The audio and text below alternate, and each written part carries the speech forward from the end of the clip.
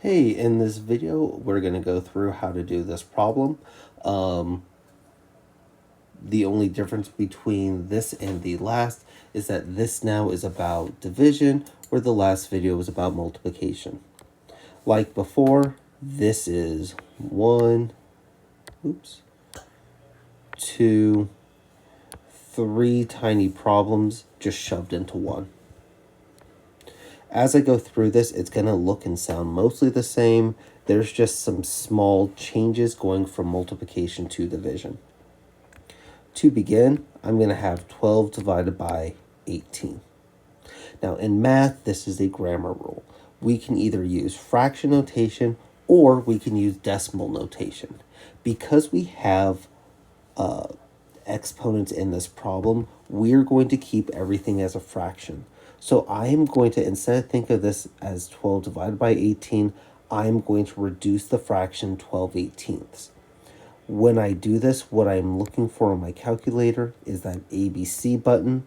So I would type 12 ABC 18, and this would become 2/3. For my variables, it's the same idea as before. I'm going to start and I'm going to write it out. X to the 4th is 4x's. X to the 7th is 7x's. Anytime I have something divided by itself, it's 1. So x divided by x would be 1. X divided by x is 1. Whoops. This x divided by x and that x divided by x is 1. And what I'm left with are 3 x's in the bottom of my fraction.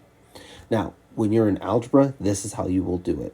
For right now, your takeaway is going to be, oh, we took the top number minus the bottom number.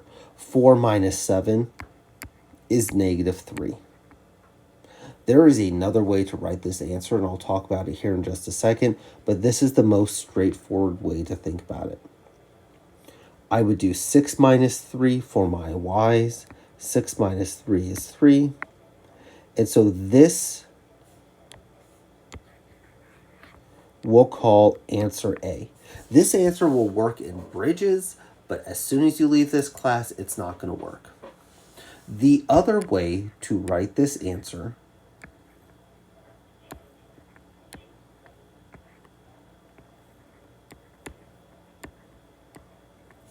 is going to look like this.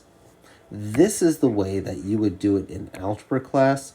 Just for right now, because we've skipped some of the rules, either will work. So your takeaway from this is when we did the numbers, we reduce the fraction, and then we subtract our exponents. Again, as you're working through problems, please be sure to let me know if you have any questions.